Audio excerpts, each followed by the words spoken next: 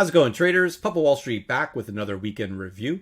Today we're going to look at my top momentum trades going into next week. Mainly a lot of tech charts. So if you do like this video, make sure to like this video and subscribe to my channel so you can get these actionable trade idea charts as they come out. And if you can, leave a comment down below. Let me know what you think about these videos. Also, feel free to level up and watch them on 1.5 speed if you feel like I'm talking too slow. And keep in mind, I'm not a financial advisor. This is not financial advice. I'm merely doing this for educational purposes only. So let's dig into the charts. First up, we got Apple, and you can clearly see 150 is just a really contentious level.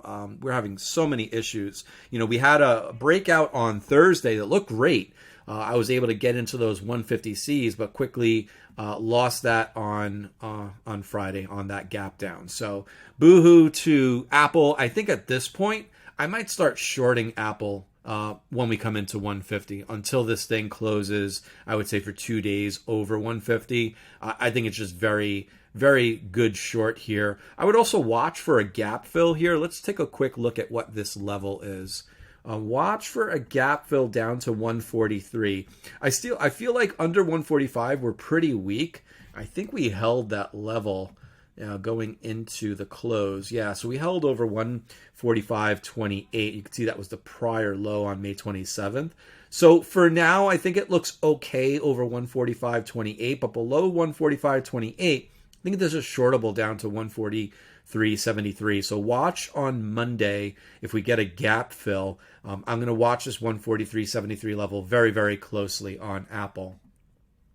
Next up, star of the week is AMD. I did get a bunch of private messages on Wednesday or Thursday, I should say, thanking me for the review that I did on AMD last week. I've been watching this chart for a couple of weeks now, and I was really watching this back test that we had on Wednesday of $100. And then on Thursday, we just absolutely blasted off. I grabbed those 106Cs because that was my next target to the upside, over 102.52 and then over 104.46.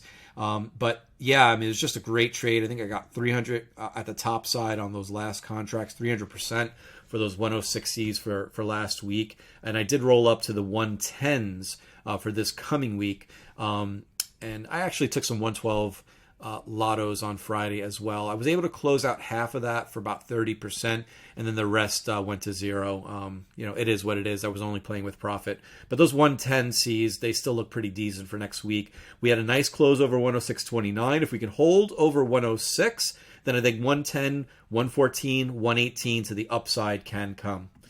Next up is Amazon. So we put an inside day on Friday. So what I would watch for is if we get a break over 2,500, then I think the 2,600 Cs for next week can work. And if we get a break below 2,403, excuse me on that, the 2,300 puts can work for next week as well. So really love these inside day setups.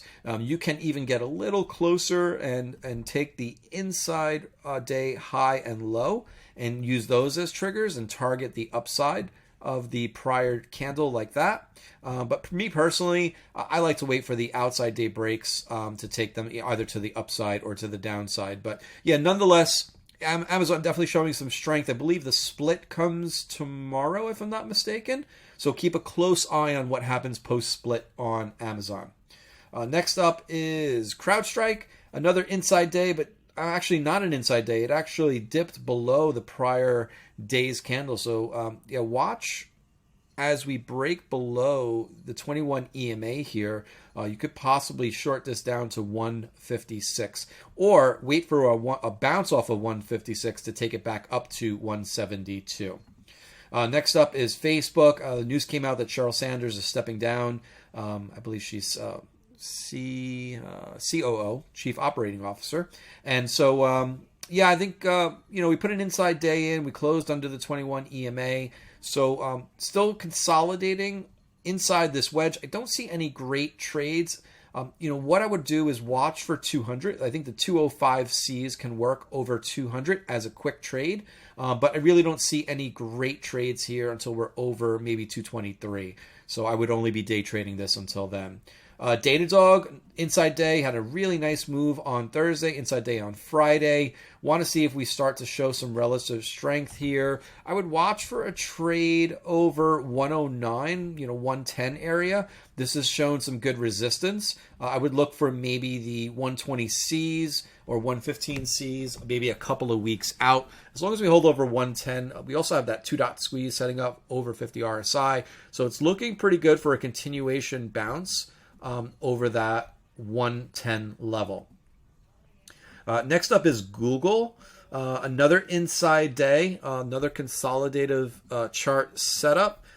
So yeah, similar to what I was saying on Amazon with these inside days, what I would watch for is a break over the high. So that's about 23.59, or a break below, I would say 22.62, because the low is pretty much right on that 382 retracement. If we get that break over 23.59, then I would target, probably this 50 simple moving average here at 24.52, and then 25.56 to the upside at that 236 retracement level.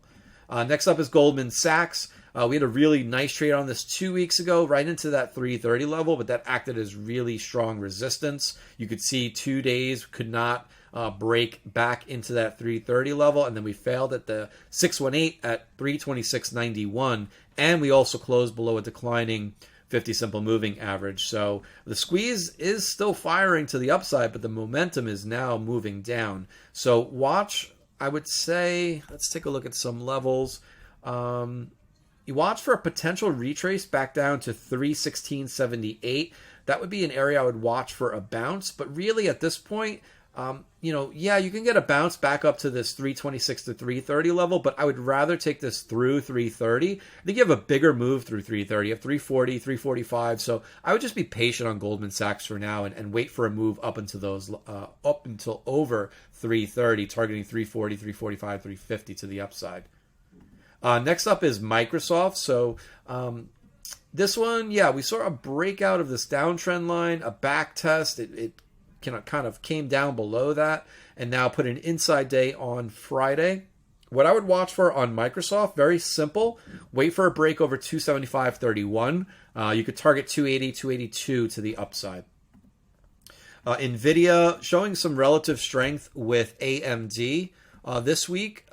I did get trapped in the 200Cs and wound up closing them for a loss. I did take them for this coming week on Thursday, and looked really good going into 195, and then we gapped down on Friday and then just put an inside day in. So I decided to close that trade out.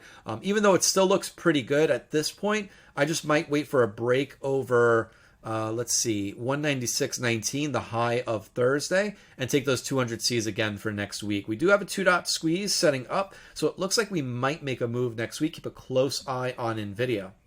Here's Tesla. Wow, what a reversal on Tesla. I mean, looked really, really strong on Thursday, right into that 770 level, 773, and we just failed miserably. Gap down. We took the 700 puts. We closed those out beautifully. Nice trade to the downside. Now we have to watch 700. If we get a break below 700 next week, it is very possible, because Tesla likes to move really quickly, we could see a move back down to the lows of 627. On the flip side, if we hold over 700, I would watch for a move back up to 770. And again, you can take these trades over these key pivot levels, but really, if you're not so adept at day trading, I would just wait for 773. Once we get a close, a daily close over 773, we can see 800, 827, and 873 to the upside. But notice this gap down, or excuse me, it was a gap down, but notice this gap close from the prior week.